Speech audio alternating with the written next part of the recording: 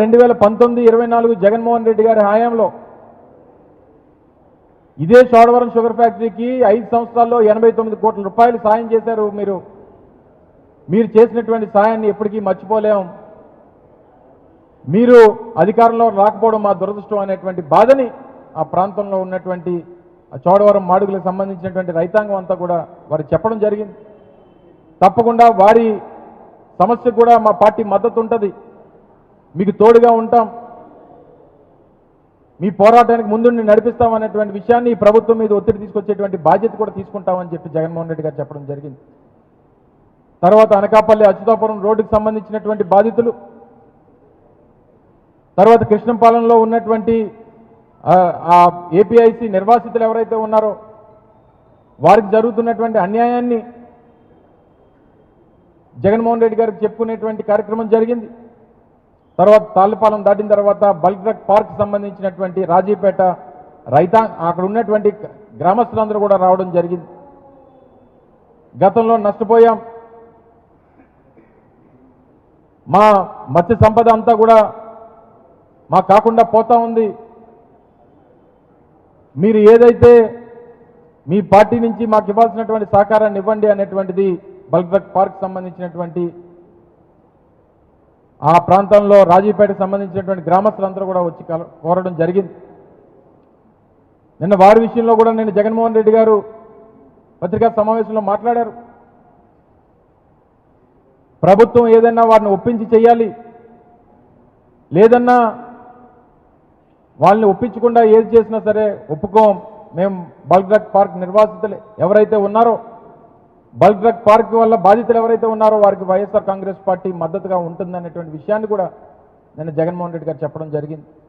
ఇలాగ ఆద్యాంతం అనేక విషయాలు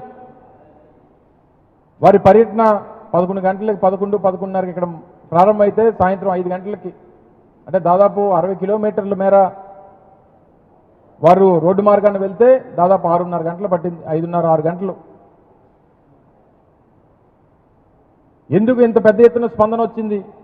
కేవలం ఈ ప్రభుత్వం మీద ఉన్నటువంటి వ్యతిరేకత, ఈ ప్రభుత్వం తీసుకుంటున్నటువంటి ప్రజా వ్యతిరేక నిర్ణయాలు, విద్యని గాలికి వదిలేసి, వైద్యాన్ని గాలికి వదిలేసి, వ్యవసాయాన్ని గాలికి వదిలేసి కేవలం అన్ని ప్రైవేట్ పరం చేయాలనేటువంటి ప్రయత్నం. ఈ రాష్ట్రం అంటే కేవలం అమరావతి మాత్రమే, ఈ రాష్ట్రంలో వేరే ప్రాంతాల అభివృద్ధికి మాకు సంబంధం లేదు అనేటువంటి విధంగా ఈ ప్రభుత్వం తాలూకా ఆలోచన కనబడతా ఉంది అనేటువంటి విషయాన్ని కూడా ప్రజలు ఎక్కడికక్కడ వ్యక్తపరిచా ఉన్నారు. ఉత్తరాంధ్ర ప్రాంతం ఈ ప్రభుత్వం నెగ్లెక్ట్ చేస్తూ ఉంది,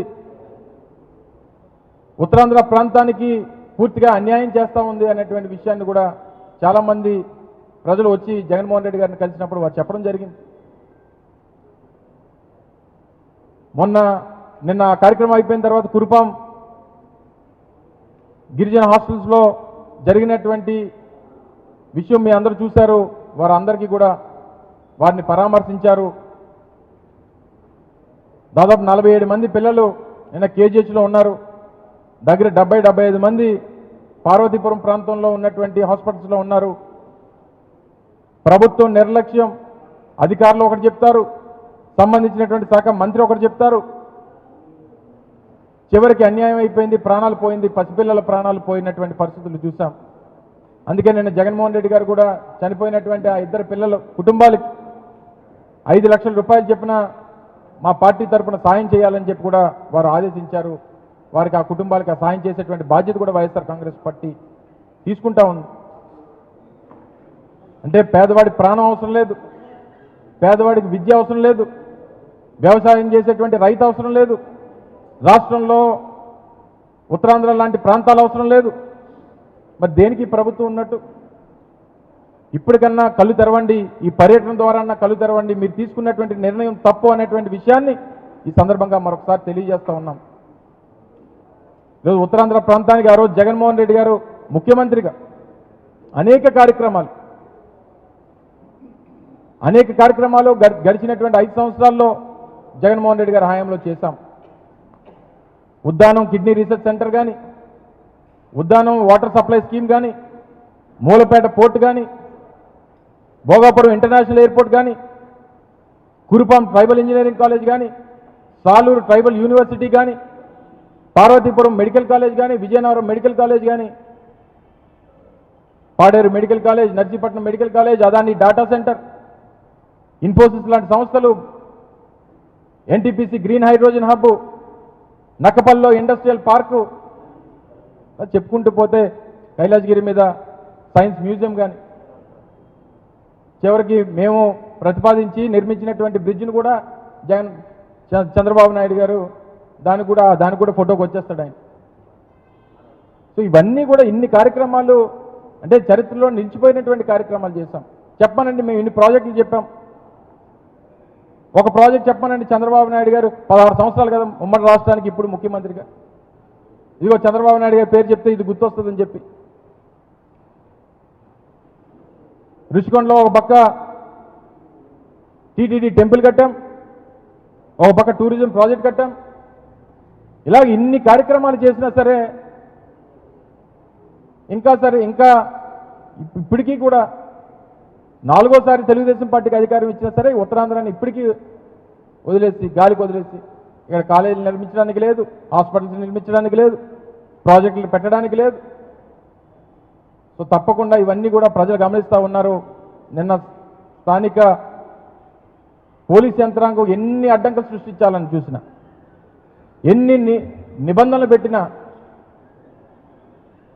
ఇటు విశాఖపట్నం సిటీ పోలీస్ కానీ, అటు అనకాపల్లి జిల్లా పోలీస్ కానీ ఎక్కడికక్కడ నియంత్రించాలి, వారి కాన్వాయ్ని అడ్డుకోవాలి, కాన్వాయ్లో వస్తున్నటువంటి వెహికల్స్ని అడ్డుకోవాలి, వస్తున్నటువంటి ప్రజలను అడ్డుకోవాలి. స్థానికంగా ఉన్నటువంటి కొంతమంది ఎమ్మెల్యేలను అడ్డగించారు.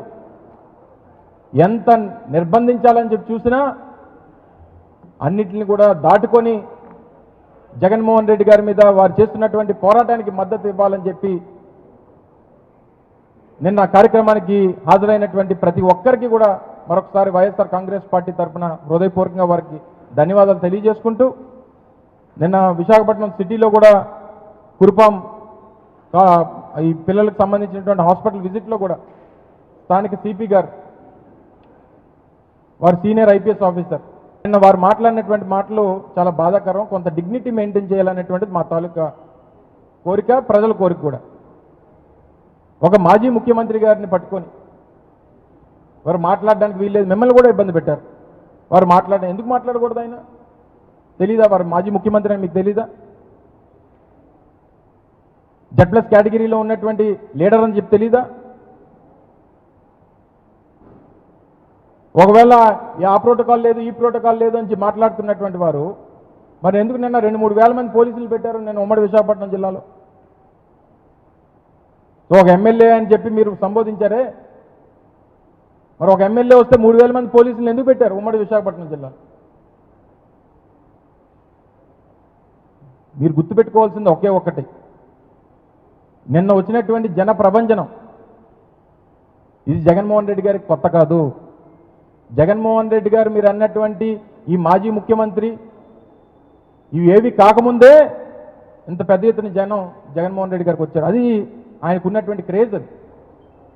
అది దయచేసి గుర్తుపెట్టుకొని కాస్త డిగ్నిటీ మెయింటైన్ చేయాలన్నటువంటిది మా తాలూకా కోరిక. మీరు మాట్లాడినటువంటి మాటలు ఒక రాజకీయ నాయకుడు మాట్లాడినటువంటి మాటలుగా కనబడింది. దయచేసి వాటిని సరిదిద్దుకుంటే మంచిదనేటువంటిది ఒక సూచన.